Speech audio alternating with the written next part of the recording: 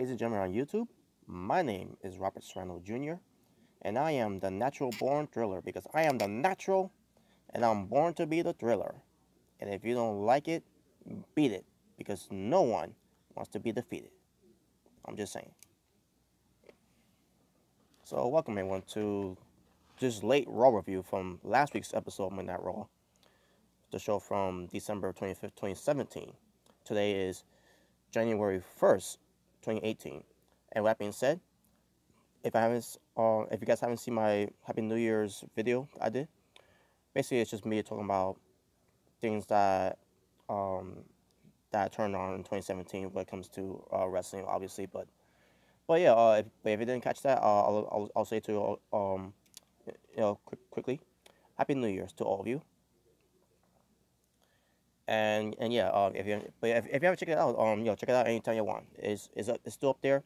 It's basically the title is Happy New Year's 2018, and it's basically a half an hour, but I think it's if you get the chance, it'd be worth to watch. But other than that, let's get to this episode for Raw.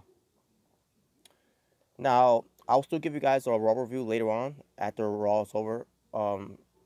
Which is going to start in half an hour. So I'm going to get this. Basically, this could be a quick one. So let's get to it. So the show opened up with John Cena cutting a promo where it comes to him pandering, kissing ass, sniffing dicks, exploitation. And I also should mention too, they were in Chicago, Illinois. They were at the Allstate Arena. Yes, it's the Allstate Arena. It used to be called the Rosemont Arena. But yeah, your commentators Michael Cole, Corey Graves, and Booker T on commentary. Yeah, John Cena. What can you expect from John Cena? What comes to kind of a same dry, bland, shitty, boring ass promo that he does every time. Nothing's changed about this guy. It's still the same John Cena. So the hell with him. So then we move into Elias coming in to interrupt John Cena. Elias talks about WWE stands for Walk with Elias. Also, we get some CM Punk chants. Elias says, well, I'll tell you who won't be interrupting me. CM Punk. Basically, he mentioned CM Punk on live television, which that's a no-no. But it won't surprise me that that Elias broke kayfabe because of that. But because I don't think Elias wasn't expecting any CM Punk chant, but whatever. So yeah, so then Elias asked everyone a question: who wants to walk with Elias?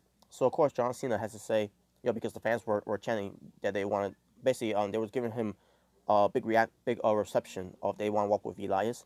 So John Cena once again kissing ass to the fans, saying, "I walk with Elias, and all that," and like, fuck you. This guy can't help himself. He kisses ass everywhere he goes. And that's another thing. Why? Anyways, I'll get to what was happening here. So, Elias sings a song about it's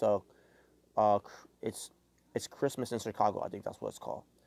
He sang his own version of it, and he starts basically his own version of it is by crapping on the fans in Chicago. So it's John Cena, defending the WWE fans in Chicago. You know what? You can't be insulting them. This is Chicago and everything. Like, fuck you. And that's nothing. And the crowds were into it too. They were on behind John Cena because of this. And like, are you fucking kidding me? You like this you know what?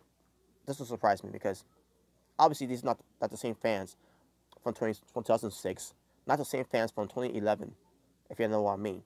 2006 WrestleMania in Chicago, crowds were booing the hell out of John Cena. 2011 Money in the Bank, crowds were in Chicago were booing the living hell out of John Cena. But now in 2017, and now we're going to move into 2018. I'm just saying, in 2017, surprised me later on when WWE goes back to Chicago in 2018, which we're in right now. It won't surprise me if they're still going to chant John Cena because just somehow John Cena has play onto his cards, where the fans are buying into his stick now. It's getting fucking ridiculous. But anyways, so Elias wanted John Cena to sing with him. Like, oh no, and sure enough, Cena starts singing. Terrible singer. And then Elias gives him a sucker punch, and John Cena sold it like shit. I'm not saying that he didn't fit into it. He fell into it, but the way he sold it, he sold like he got knocked out from that punch, and like it wasn't a big deal. It wasn't much of a knockout punch, anyways. This fake ass motherfucker. So we get a match: Elias versus John Cena, and John Cena wins. What else is there to say there? Of course, John Cena wins. Are you fucking kidding me? He once again just beat another young talent. Someone that the fans want to get into, and John Cena has to beat him. So moving on, we get a Samoa Joe hype video about his destruction. Good video. Then we get to Kurt Angle, and he's with Jason Jordan and Seth Rollins. And Jason Jordan and Seth Rollins, they wanted their piece of, basically they want a piece of Samoa Joe. But Kurt Angle says, instead of Samoa Joe, how about you two wrestle against the Bar for the Raw Tag Team Championships? And they agreed to it. And I wait a minute. So first, you couldn't stand each other. Y'all were arguing about who was Samoa Joe. But the Kurt Angle gets you a tag team title shot, and also they're good. Now also they're good. Bad writing, folks. This was bad writing. So then Roman Reigns walks in after Jason Jordan and Seth Rollins walked out. Roman Reigns walks in and he gets a match against Samoa Joe. And okay, now I understand why Samoa Joe can't get Seth Rollins or Jason Jordan, because Kurt Angle already set up this match between Samoa Joe and Roman Reigns. And not just that, it'll be for the Intercontinental Championship. And Roman Reigns agreed to it. And like, wow, that was a waste of a segment. So next we get D. Brian Kendrick cutting a promo. And he's being accompanied by gentleman Jack Gallagher. So D. Brian Kendrick talks about Hideo Itami coming into the company, and he's getting these opportunities.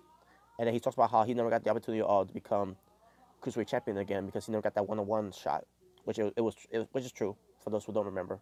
It's true that he never got his one-on-one rematch. So then we get Hideo Itami versus G. Brian Kendrick, while you had Jack Gallagher at ringside. Match itself, folks. I also want to mention John Cena versus Elias. That match was boring. I'm sorry to say that, but that was a boring match. And then we get to this match between Hideo Itami versus D. Brian Kendrick, and I thought this match was boring too. I love Hideo Itami, aka Kenta, but this match itself, it was not that good. It was boring. And also, I want to point out one thing. I didn't watch Raw on that Christmas Day. I watched it about 2 days later, because I didn't care to watch Raw on Christmas Day, because something important to do on a Christmas Day, like spend your Christmas Day with your family, And plus, I was watching a Christmas movie too, so fuck Raw for that Raw Christmas episode. That's spending my Christmas night watching Raw. So, anyways, so in the match, Hideo Itami goes for his GTS onto Brian Kendrick, which he caught him in the nose, which he had a internal bleeding from that. Basically, he had a bloody nose from that. Of what I heard, it's a fracture and the nozzle, something like that, was damaged by Hideo Itami's GTS. So yeah, Brian Kendrick, what did he do on Christmas night? He spent the rest of his Christmas night with a broken nose. And Hideo Itami wins the match, by the way. So yeah, and because of that, folks, Hideo Itami can no longer use the GTS. The GTS has now been officially banned from WWE. And it fucking sucks. Mickie James, Sasha Banks, and Bayley, they were backstage with Bo Dallas and Curtis Axel, where Bo Dallas and Curtis Axel were dressed up like, basically they were wearing their Christmas sweater, and they were wearing a Christmas hat. I think they were wearing a Christmas hat. I don't remember, but basically they were singing a Christmas song, their version of the Christmas song, and they want everyone to have a Merry Mass. So yeah, in the segment itself, it was Mickie James, Sasha Banks, and Bayley didn't care about the segment. They were just there, just to be there, and to act like they care, but they didn't even try to care. But Bo Dallas and Curtis Axel, I thought they were entertaining in that segment, but Bayley, Sasha Banks, and Mickie James, they were the wrong persons to be in that angle. So, basically in that segment. Absolution, which you got Paige, Mandy Rose, and Sonya Deville versus Bayley, Sasha Banks, and Mickie James. Match itself was not that good. I didn't think it was that good at all. And plus, I seen this match on the Tuesday when WWE was at Madison Square Garden. By the way, I'm gonna do a separate video about that. By the way, just yeah, I'll do a separate video about that. So but anyways, but Absolution they won the match. But yeah, that's all. Yeah, and that was hour number one. Total amount of wrestling for hour number one, three matches. Now we move on to hour number two, and we get to Samoa Joe coming an interview. Yeah. Samoa Joe is being interviewed by Renee Young. Renee Young is the wife of Dean Ambrose. So basically, this whole discussion of this interview with Samoa Joe is about Dean Ambrose, because he's injured by the hands of Samoa Joe, storyline wise. So, hey, that's nothing for Dean Ambrose. He's gonna be. I'm pretty sure y'all heard about it, but Dean Ambrose he's gonna be out for about. They say about 6 to 8 months, which I doubt that it's gonna be 8 months. But the point is, Dean Ambrose he's gonna be out for. He basically is gonna miss out WrestleMania. He's gonna miss out the Royal Rumble. He's gonna miss out the Elimination Chamber. Basically, he's gonna miss out the three major pay-per-views.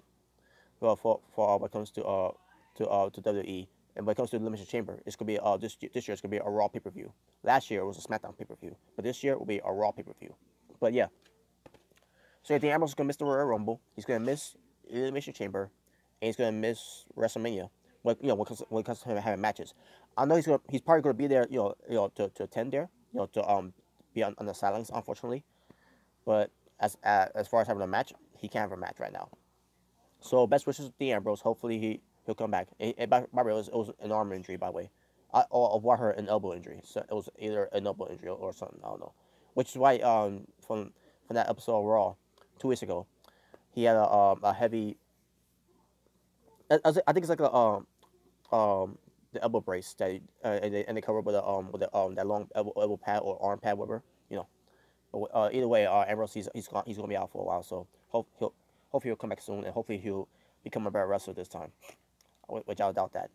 But anyways, back to this interview. So Samoa Joe is being interviewed by Renee Young, talking about Dean Ambrose, how he took out Dean Ambrose, while Renee Young is listening to Samoa Joe talking about how Samoa Joe took out her husband. I'm like, wow, this is bad writing here, because here's why. Because Samoa Joe, I wish the WWE would have Samoa Joe reference by the way, Renee Young, how's your husband? Or at least say to her, make sure you tell your husband, have a Merry Christmas and a Happy New Year, something like that. But no, WWE didn't want to do that. I don't understand that. But Renee Young, she did show frustration on her face though. But that was it. But whatever. But as far as the interview with Samoa Joe is a very good talker, so it was good. I just wish WWE would have done a better job of Samoa Joe to insult Dean Ambrose a little more when it comes to Renee Young, because keep in mind, Dean Ambrose and Renee Young are a couple. So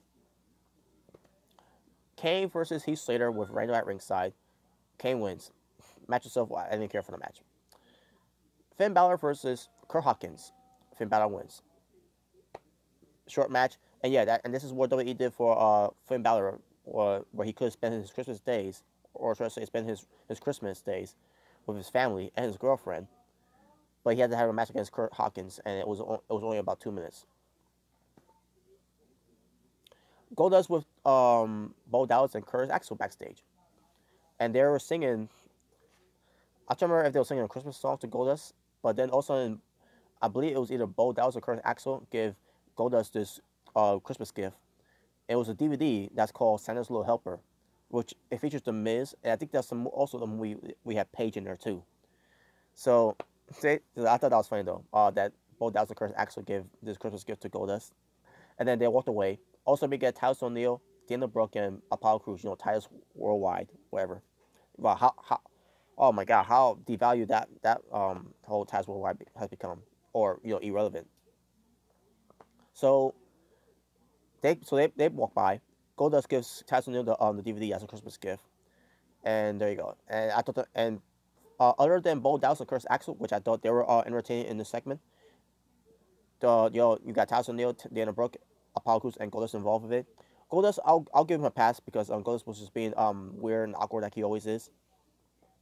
But Taz O'Neil, Dana Brooke, and Apollo Crews, they had no place in this segment. So half of it was trash, but half of it was good. So there you go. Bray Wyatt cuts a promo, talk about how he's God, even though he doesn't win matches. And then he says, to Chicago, I'm here. So he walks down the ring, doing his elaborate entrance. He gets in the ring, blows out his lantern. All of a sudden we get Woken Matt Hardy attacking Bray Wyatt. Basically they fight, and then Bray Wyatt retreats. Matt Hardy cuts a promo, which it wasn't much of a promo. All he did was this, yeah, oh. And then I think he made the delete too, maybe. I don't know. Oh, by the way, folks, this whole thing will work.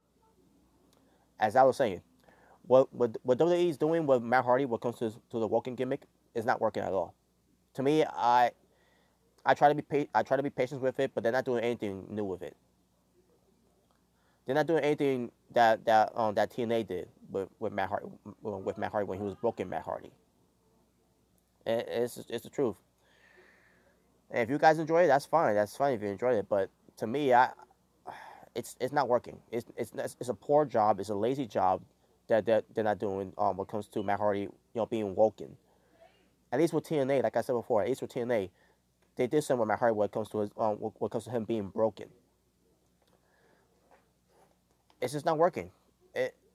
And which I knew it wasn't going to work. I knew this woken gimmick that WWE was doing with Matt Hardy was going to live up to the broken gimmick that Matt Hardy did in TNA. I just lost faith in it. I just don't care anymore. So WWE could do whatever the fuck they want with this now, but I just don't care for this. I mean, would they do something later on? Maybe. Because now we're in 2018. Maybe they do something different this time. But I doubt that. WWE never does anything different. They always do the same old shit. Just look at John Cena, always on top for the last 12 plus years. And now they're doing the same thing with Roman Reigns. Instead of doing with someone else that's someone that could be more talented than those two smokes. Like, for crying out loud, they had Jinder Mahal being WWE champion, another trash wrestler. Which probably they moved past that one. So like finally they decided to pull a plug on that one. Finally. But yeah, the point is, working Matt Hardy is not working. I'm not feeling it. I mean, Matt Hardy is doing his best job to make it funny, which he is, because he's got that charisma to do that. But it's not working for me anymore, folks. I just give up on it. I don't care for it anymore. Now, like I said, will they do say about that later on? Like, Royal Rumble time, Elimination Chamber time, WrestleMania time, maybe. But other than that, what is there to be excited about the walking gimmick? It's nothing new. What we're gonna see next from Matt Hardy, do another promo backstage where we're gonna see a blue curtain as his background. That's what they do. That's what they've been doing with Matt Hardy, doing the same old promo with Matt Hardy that he's doing with the background as with the blue curtain as a black as his background, instead of doing some the other different type of background. I mean, don't they have a green screen to do a different type of background instead of just doing the same old blue curtain background? It's boring. And I have some debates for some people on Twitter about this too, about how WWE is giving Matt Hardy full control. Just look at it, he's giving full control of this gimmick, because they're doing the same old thing. If Matt Hardy did have full control, he would do something different, but he's not. But you gotta love how these fans are defending this whole walking gimmick that WWE is doing with Matt Hardy, but they're not doing anything new. So yeah, it's not working. It's not working at all, and I knew it was gonna work. But yeah, other than that, anything else I want to talk about before I move on? Oh yeah, so yeah, I don't care about the walking character right now. If I want to see Matt Hardy, be woken, when it comes to what WWE do something interesting, I'll come up here and I'll try rationalize it as I can. But like I said before, it's never gonna live up to what TNA did.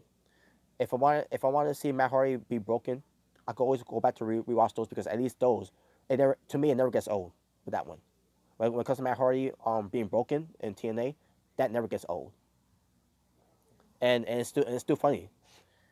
So yeah. So fuck the Woken character.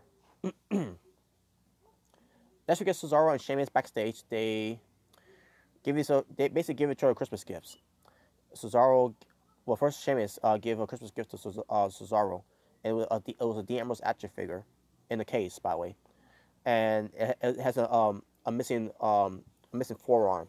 Basically the whole arm of this was missing, and it was just showing this piece of this arm that was shown on all the action figure of Dean Ambrose, and basically they're making fun of Dean Ambrose being injured. How petty WWE is for that, by the way. So then all of a sudden Cesaro gives Sheamus a Christmas gift, and it's a Seth Rollins action figure. And Sheamus says that he can't wait to bro kick the real Seth Rollins. And then all of a sudden Cesaro gives him another Christmas gift, and it's a Jason Jordan action figure. And Sheamus was upset. He's like, I don't want this. And then Cesaro says that's okay. Neither does Kurt Angle wants him as his son. Trash. Moving on. Cedric Alexander, Akira Tozawa, and Mustafa Ali versus Enzo Amore, Drew Gulak, and Arya Daivari in the Miracle on 34th Street fight. And it was trash, and Alexander, Tozawa, and Ali won. And Enzo, Gulak, and Daivari were upset. Whatever. And that was in the hour number 2. Total Amount Wrestling for hour number 2. 3 matches. And now let's move on to the third hour, and then I'll call it a night until later on. When I do the Raw review later on, after tonight's Raw, which by the way is gonna be in 9 minutes. So I'm gonna finish this up right now. So here we go. The show, hour number 3 has Enzo Amore and Nia Jax backstage, where Enzo Amore and Nia Jax were about to kiss under a mistletoe, but then Alexa Bliss walks in to interrupt it and basically took Nia Jax with her to talk about the Royal Rumble, the first ever women's Royal Rumble, by the way. Which, by the way, the WWE has been constantly repeating and also showing replays of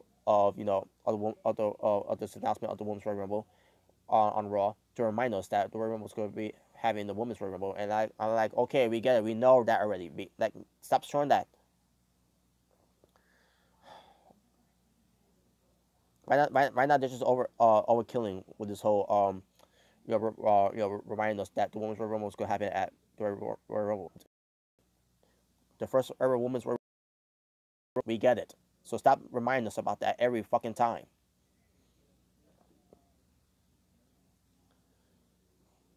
So anyways, so yeah, Enzo Amore was upset about that, and I'm like, whatever. I thought it was trash. Roman Reigns was backstage being interviewed by Renee Young, I believe. I think it was Renee Young, or it was Charlie Caruso. I'm trying to remember who it was, but anyways. So Roman Reigns, clear promo. I didn't care for it. Roman Reigns sucks. He's a boring fuckface, and he's the uncharismatic anathema. Fuck Roman Reigns. So we get some Roman Reigns versus Samoa Joe for the Intercontinental Championship, which Roman Reigns is the champion. The only thing I care about this match is Samoa Joe dominating Roman Reigns. Other than that, Roman Reigns, I don't give a fuck about him. He could kiss my ass. But Samoa Joe wins by disqualification because Roman Reigns got himself disqualified. He showed the referee down, basically. And Roman Reigns attacked Samoa Joe after the match, beating down Samoa Joe, basically WWE made Roman Reigns look strong and made Samoa Joe look weak. Fuck you, WWE, and fuck Roman Reigns. Samoa Joe should be the right guy. Samoa Joe should be the guy on Raw. And you know how the term from last year, from the Royal Rumble, where Roman Reigns ends up being number 30 for the Royal Rumble for 2017. When we all thought, well, some of us all thought it was gonna be Samoa Joe. And yeah, so basically, the Samoan that we got last year, we didn't get. The Samoan that we got last year was not the Samoan that we wanted to see, basically. And now we're in a situation where we got Samoa Joe, who's killing it on the mic, who's killing it as a wrestler, and killing it as a badass, more than Roman Reigns can. Roman Reigns is the wrong Samoan. Roman Reigns is not the Samoan guy that we want to be the guy. Samoa Joe is the Samoan, the right Samoan to push on the top of the card. Why is he's not? Samoa Joe has bust his ass for years, more than Roman Reigns has ever done in his entire life. And Roman Reigns getting that spot, but Samoa Joe can't. It's fucking ridiculous. I'll start thinking maybe Samoa Joe's never gonna win any WWE championships on the main roster. I mean, he may have won the NXT championship, but what other than that, what else they would have Samoa Joe win here? Whatever. Maybe just move on. Seth Rollins and Jason Jordan, they're backstage. They're bickering back and forth about, being partners. And like, well, wait a minute. Yeah, first, we're agreed to team up to go against the Bar for the Raw Tag Team titles, and now all of a sudden, I don't get it. Like I said, folks, this was bad writing on this episode of Raw. But Seth Rollins said to Jason Jordan, well, first Jason Jordan said that I'm a good replacement for Dean Ambrose. And Seth Rollins says, well, but he said, let's make one thing clear, that you may be a good replacement, but you'll never be Dean Ambrose. And then and that's Seth Rollins who said that. But then Jason Jordan said, I know, I'm better, which is true. Jason Jordan better wrestler than Dean Ambrose. Curtis Axel and Bo Dallas, they're singing a Christmas song. Yeah, so and they were told by Kurt Angle to be in the ring so that they could have a Secret Santa match. So it ends up being Braun Strowman being the Secret Santa for the Secret Santa match. Excuse me. Braun Strowman ends up being the Secret Santa for the Secret Santa match. And obviously, Braun Strowman, he won. So what else is there to say? I'm surprised that WWE didn't have Braun Strowman dressed up like a big elf. That was, and then we get to Alexa Bliss. She cuts a promo. She wanted everyone to have a Merry Bliss Miss. She talked about the Women's Royal Rumble, because again, WWE that's got to remind us about the first ever Women's Royal Rumble is going to happen at the Royal Rumble. Again. And then Asuka comes out. She confronts Alexa Bliss, and she basically let Alexa Bliss know that she's going to be entered the Women's Royal Rumble, because no one is ready for Asuka. Then they stare down a little bit, and then Asuka does her, I don't remember what she did. Did she kick her? Yeah, she basically a spin kick to Alexa Bliss to knock her down. But Alexa Bliss, she didn't feed into it. She fell into like shit. She basically missed her by a foot. And that's why and again, if you haven't seen my Happy New Year's 2018 video that I just did here on YouTube, I explain in that video why I'm done with Alexa Bliss. And I don't care about Alexa Bliss anymore. The sooner they get that Raw Women's Championship belt off of Alexa Bliss, the better I'll be better off, and Raw will be better off too. So yeah, Alexa Bliss, she sucks. And I don't mean literally. I mean like she does. Literally she sucks, and then in another way she does suck. Sheamus and Cesaro, the Bar, defend the Raw Tag Team Championships against Jason Jordan and Seth Rollins. So the match happens, pretty good match. And like finally, after all the matches I've seen, and after all the stupid segments that I've seen, besides Curtis Axel and Bo Dallas, we finally get something good. And like, fuck, man, how much I gotta endure this bullshit? And all I gotta say is, thank God I didn't watch it live. Because if I would watch it live, I probably would been falling asleep. Because this was a boring ass Monday Night Raw. And yeah, what can you expect for a boring ass Monday Night Raw when they're doing a Christmas episode for Raw, the Raw Christmas, right? I don't know what was worse. 2012 year where John Cena was doing it for Santa.